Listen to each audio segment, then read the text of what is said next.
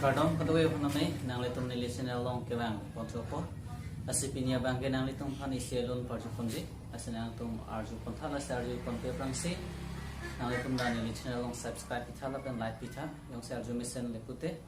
Tangten arju ponai.